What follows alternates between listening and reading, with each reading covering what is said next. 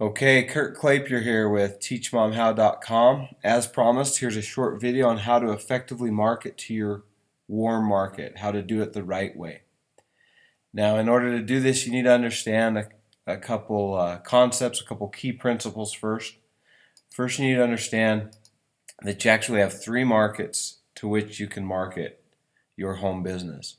First, you have your hot market, your warm market, and your cold market. And I say home business, but this could be anything. You can market to these three markets in real estate. You can market to these three markets if you own a restaurant.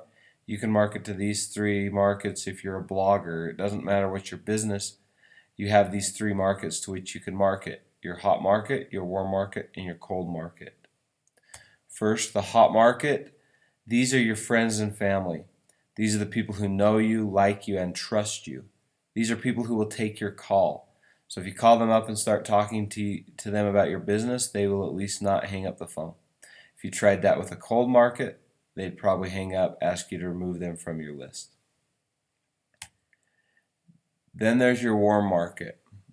People who know who you are, they know your name, and they may know a little bit about you. Okay? So if we're going to look at the Facebook world, your hot market on Facebook would be your friends that live in your neighborhood, your friends you grew up with, your friends that you were close friends in high school or college, your family, your brothers, your parents. That would be your hot market.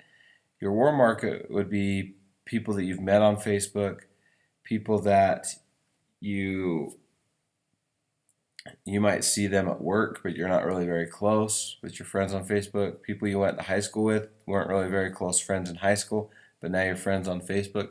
Those type of people are your warm market. And then there's your cold market. These are the people who don't even know your name. They may not even know you exist. Okay, that's your cold market. So our goal is to ultimately expand our warm market. And when we do that, we do this by networking and meeting people in our cold market. So we're not going to talk about how to do this today, how to expand our warm market. That'll be a future video.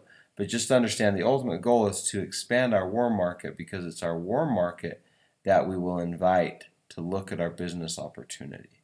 It's our warm market that we will have more success with as we grow our business.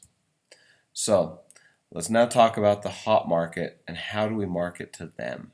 That's where we're going to start. The quickest way to get somebody signed up in your business is to go to your hot market. But if this is all you do, then you won't grow your business very fast, because the effectiveness of your hot market depends on, one, your relationship to them, two, how big is your hot market, and three, depends on them, how interested they are in home businesses. You may talk to 100 people in your hot market and they might all tell you no. They might all tell you that they've all tried Amway, they've all tried direct sales and they're no good at it and they don't want anything to do with it. Or you may have a hot market of 10 people and you may talk to all 10 and two of them might join your business because it might be exactly what they've been looking for. It just depends. It's a variable factor. So you do want to market to it. The bigger your circle of influence, the more powerful of a person you are in that circle, then the more success you'll have marketing to your hot market. That said, you market to it and then you move on to your warm market. So let's talk about how we market to our hot market. There's two ways. Details may change from business to business, but there's essentially two ways to market to your hot market. The first is the way that everyone does it. It's the way your upline told you to do it. And what you do is you make a list, you contact that list, and you ask them to look at your opportunity. The exact wording varies from company to company.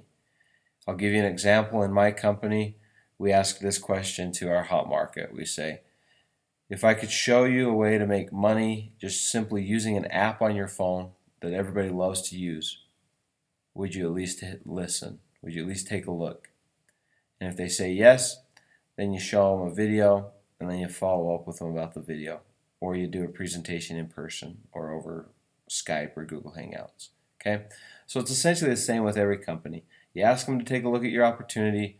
If you don't know how to ask that question, ask your upline. If they're a good upline, if you're in a good business, they'll have questions that they've tested and they've had success with. And that's how you ask people to look at your opportunity. Then you present them the opportunity. Again, exactly how you present their opportunity could be a personal presentation. It could be emailing them a video. It could be having them watch a webinar, a live webinar. And then you follow up. You find out where they're at. Follow-ups where you usually ask those 3 questions you've heard over and over. There's after watching this presentation, essentially there's 3 types of people. There's those who want to use the products and service but have no interest in joining the business. There's those people who would like to try the business just as a way to earn a little bit of extra income. And there's those who would like to create a full-time income with the business opportunity. Which one of these 3 types of people are you? So that's how you do the follow-up, right? So that's one way to market to your warm market. The second way is to invite them to be on your newsletter about your niche, and then let the newsletter do the follow-up, and they will contact you when they are ready to join. Okay? You can use these 2 methods hand in hand, and which one's more effective depends. Okay? For a person who's been in network marketing for a long time and has had a lot of success, they will swear that the first method is more effective. And it probably is for a lot of people. But bear in mind, the first method, where you just call up all your friends and family and you invite them to look at your opportunity, and you present them the opportunity and then you follow up, you're contacting a lot of people who don't necessarily have any interest in home business. And so a lot of them are going to say no. Okay, when I came back into this business that I'm now in, I had gotten in years ago and hadn't done much, and then I decided to come back into it.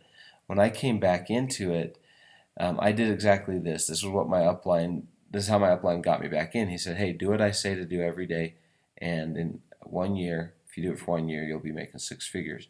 So the first month I did exactly what he said, and it was simply that. I invited my hot market to look at the opportunity, I showed it to him, and then I followed up, and I signed up 4 people, but I blasted through my hot market, and everybody else said no or didn't respond. A lot of times your warm and hot market just will ignore you because they don't want to be rude, but they don't have any interest. And so I blasted through that and I ran out of people, right?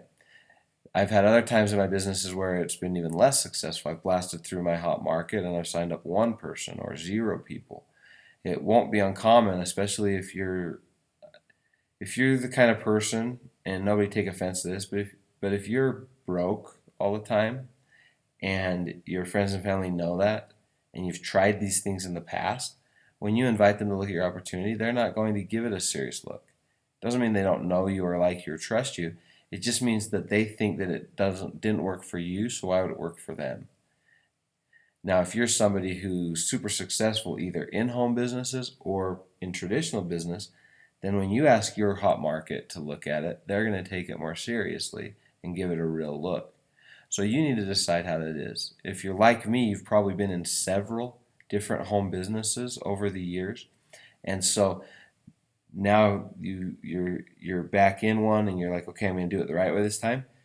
You might be a little uncomfortable going back to the same people you've pitched 4 other businesses to and inviting them to look at your business. That's why we have the second way to reach out to our hot market. And the reason we use the newsletter model is because we want to let them know that we're doing this, but we don't want to be pushy about it, and we don't want it to be awkward with the people we've invited to look at other business opportunities or who may have joined us in other business opportunities. But we don't want to not let them know what we're doing, because the most frustrating thing in the world is to jump on Facebook and see that somebody in your hot market has joined a home business, or worse yet, has joined your home business underneath another person because that person got through to them. Okay, that's super frustrating. Or to go to a meeting and find out that that person that you could have invited years ago joined somebody else's business. So it's super frustrating. So you want to let them know that you're doing your business. You don't want to hide that fact, but you don't necessarily want to push it on them.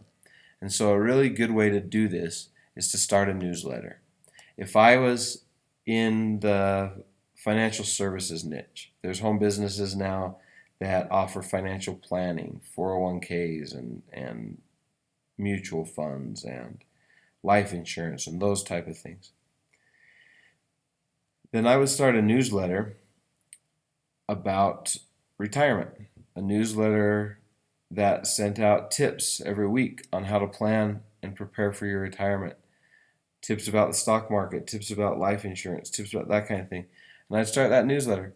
And then I'd just go to everybody in my hot and warm market and I'd just say simply, hey, I run a newsletter about how to prepare for your financial future, how to retire, and have the funds you need by the time you're 65. Would you like to receive it? Almost everybody will say yes to that. In your hot market, warm market will vary more. But I would say probably 80-90% of your hot market will say, yeah, throw me in your newsletter, especially if it's something that interests them, like retirement interests everybody. If I was doing weight loss products or health products, I'd do the same thing. I'd start a health and fitness newsletter. And you can figure out exactly what it is, but it would be maybe a daily workout you can do in 5 minutes from your home. And you throw people on that newsletter, whatever it is. So you find a newsletter, you create a newsletter for your niche, you set it up. We'll talk about in tomorrow's video how to set up that newsletter, because you do it online, you do a digital newsletter, or actually I do a physical mailer because it makes sense for my business. So I have an online newsletter as well as a physical mailer, which is nothing more than a birthday card that I send people on their birthdays and sometimes Christmas cards. So you make the newsletter, you set that up, and then you invite your hot and warm market to be in that newsletter. By doing that, the people that don't want to look at your business, they'll say yes because they're like, well, why not? It's free information. Then they know you're in the business, okay? They know what you're doing once they're on your newsletter. When they're interested, they'll contact you. You'll keep yourself on their mind so that when they're like, you know what, I am ready to do life insurance, they'll remember that you're the guy that does the life insurance. Or when they're like, you know what, I am ready to start a new fitness program, they'll remember that you're the coach that coaches fitness, and they'll come to you. That's my favorite way to do the hot market and the warm market. I actually do a hybrid of both. If I feel like the person is someone I should invite to look at the opportunity, I just go right to it and I invite them to look at the opportunity or the products. If it's someone I've invited several times to different businesses, it's a little more uncomfortable to invite to do that. Then I invite them to go on my newsletter. But I invite everybody to go on the newsletter. And I also use the newsletter as a follow-up. So you invite them to look at the opportunity and they say no. Either no, I don't want to look at it, or they look at it and then say no, they don't want to get involved. Then you follow up with no worries. Would it be okay if I put you on my newsletter? It includes this information and that, and I think you'd really like it. And then if in the future you ever need my services, you can reach out to me. They'll usually say, well, what does it entail? Oh, it's a weekly email that I send out with tips about how to trade stocks, or with tips about how to lose 7 pounds, or with tips about how to live a more healthy lifestyle, or whatever your newsletter is. It needs to be related to your products and services. And there you go. And that's pretty much it. So that's how you market to your warm market the right way. You use a newsletter, you get your warm and your hot market on the newsletter, and we'll talk about tomorrow how to set up the newsletter and how to use it effectively. See you then.